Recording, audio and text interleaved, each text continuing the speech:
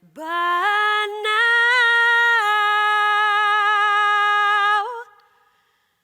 I see.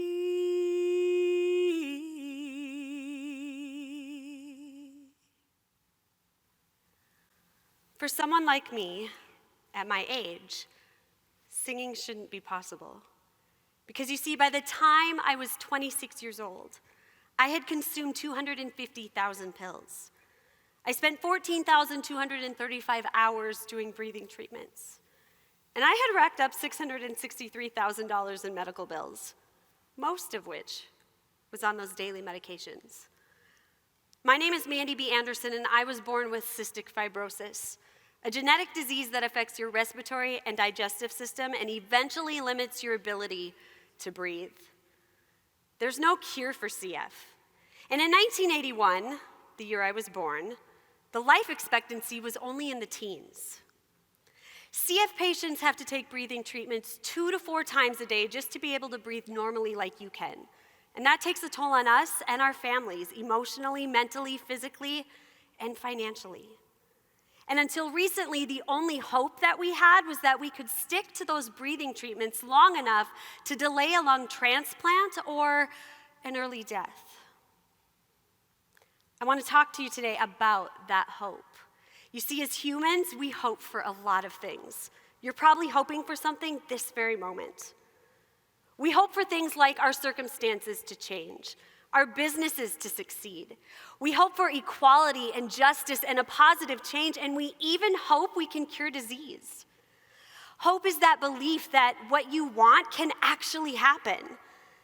And in the movie The Hunger Games, one of my personal favorites, the villain of the story, President Snow, says this: "Hope, it is the only thing stronger than fear. A little hope is effective. A lot of hope is dangerous." I've been thinking about that line for quite some time now, and I hate to admit it, but the villain is right. Hope is dangerous. Think about it. If you hope for something for a really long time and it doesn't happen, you risk being disappointed. And then what? How do you climb out of that hopelessness and that disappointment? But on the other hand, if you hope for something and it does happen, that can spark change for generations to come. In my line of work, I've realized that people really wrestle with hope. They don't know what to do when setbacks happen or when disappointments happen.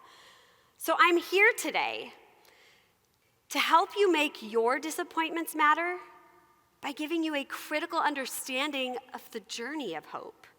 You see, it always starts with dangerous hope. Dangerous hope is hope that takes action. And it's dangerous because bad news doesn't stop it, setbacks don't derail it, and not even death can snuff it out because it lives on in the lives of those it touches. Then there's false hope. False hope is passive. It wishes. It has this idea that you can jump off the cliff, build the parachute on the way down, and you're going to be just fine. False hope never prepares for setbacks, and it refuses to even acknowledge disappointments. And finally, there's hope deferred. This is what happens when your hope is lost or when it's delayed. And it often comes with those complicated emotions like fear, failure, worry, doubt, and sometimes even depression on a clinical level. I don't know what personality type you are, but I'm an INFJ on the Myers-Briggs personality scale. And I used to think that the emotional roller coaster that I go on of getting my hopes up and then losing hope and then getting my hopes up and losing hope was like a special kind of hell that us INFJs get to live through. But what I'm learning is it's not a personality trait. It's a human trait. And it's not even an emotional roller coaster, it's actually a cycle.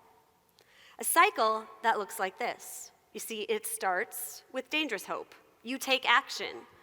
You build that business. You start working with a trainer. And then before you know it, you find yourself in false hope, and you think you don't have to work at it anymore.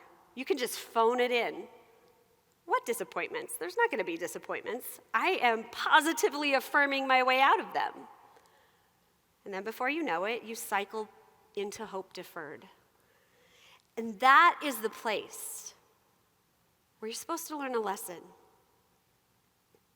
You're actually supposed to grow smarter, stronger, so that you can spark dangerous hope again and go through the cycle again and again, leveling up each time so you can be a person who can handle that thing you're hoping for.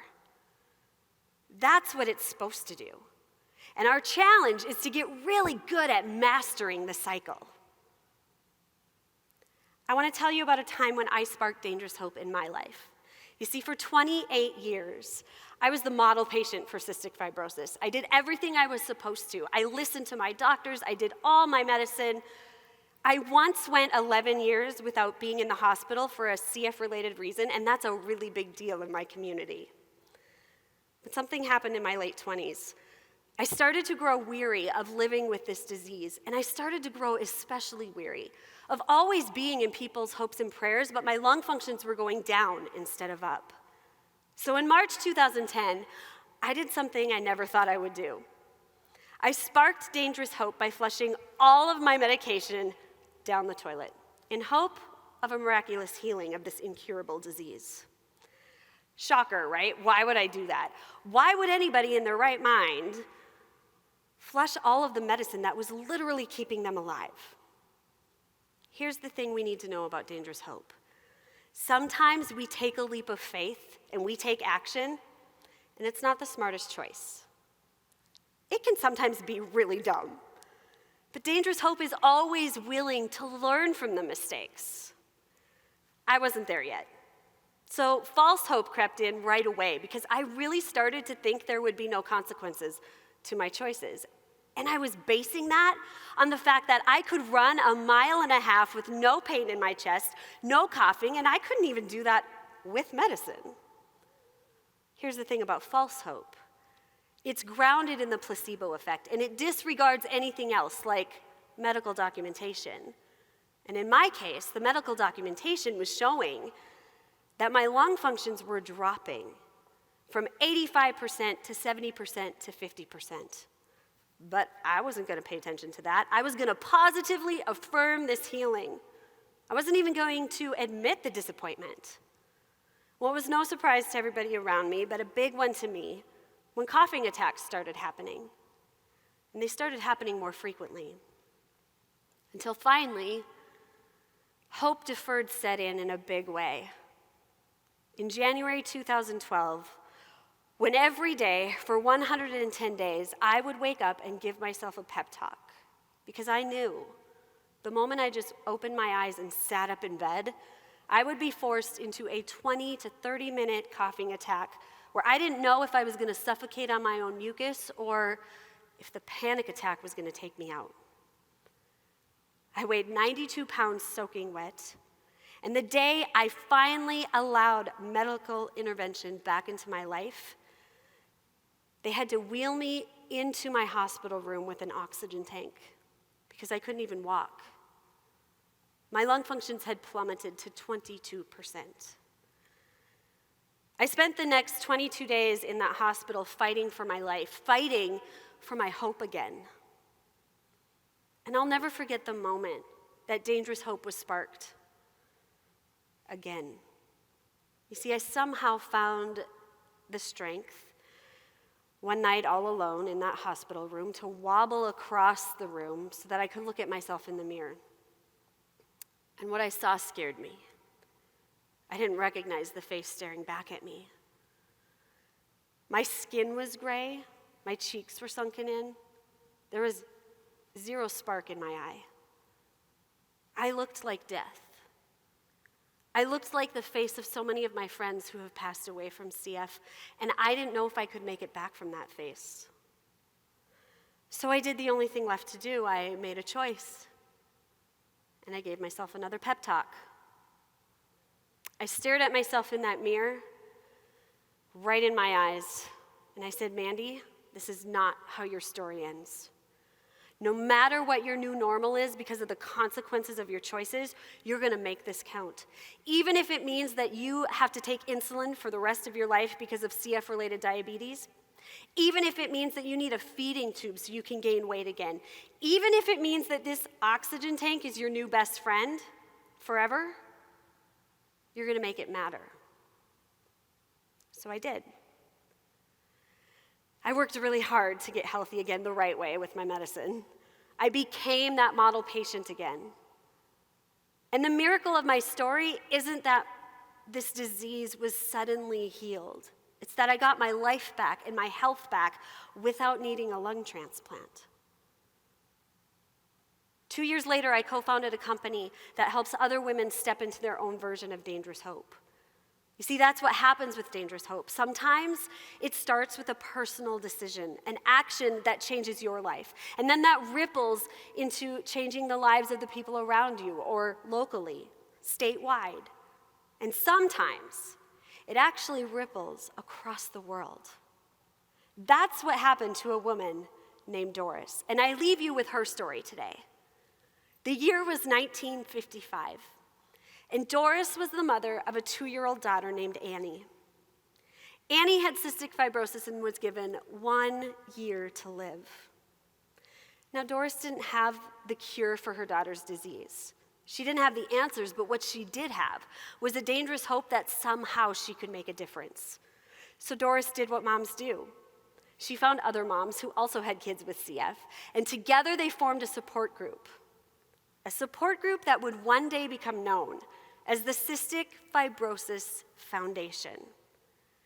Here's what happened over the next 65 years because of their dangerous hope. There's a lot of dates, and I didn't want to mess them up, so I have this nifty little card here. In 1961, the CF Foundation created care centers that provided a standard protocol of care for CF patients across the nation.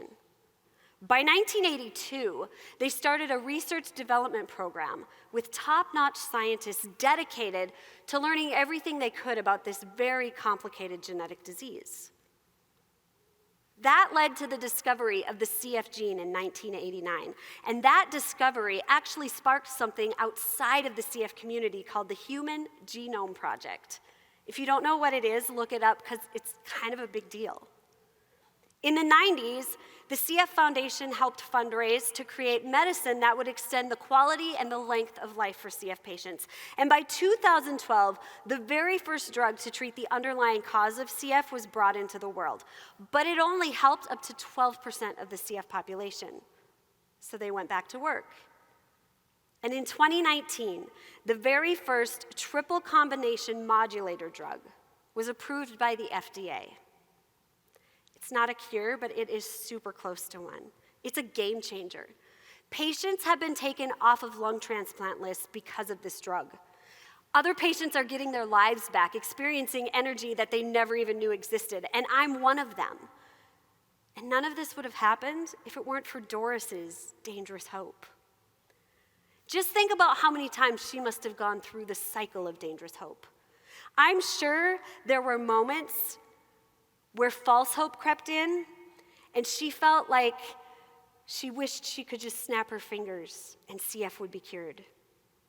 There had to have been moments where hope deferred set in, and she felt so hopeless because kids were dying before the research development program was even developed. That was a 20-year process. But no matter how many times she had hope and lost it, or had hope and lost it, she stayed committed to what she was hoping for because Doris understood something about hope. Hope is a long game, one that you've got to be committed to. And Annie celebrated her 67th birthday last year. That is the power of dangerous hope. Don't ever think that your actions don't matter because they do. So I have a challenge for each of you tonight. When you go home and your head hits that pillow, I dare you to think about where you're at in your own cycle of dangerous hope. Have you already sparked dangerous hope and you're well on your way to making it matter? Are you in false hope, unprepared for setbacks, and unwilling to even admit that you're disappointed? Or are you stuck drowning in hope deferred, weary and burnt out, and quite frankly, ready to quit?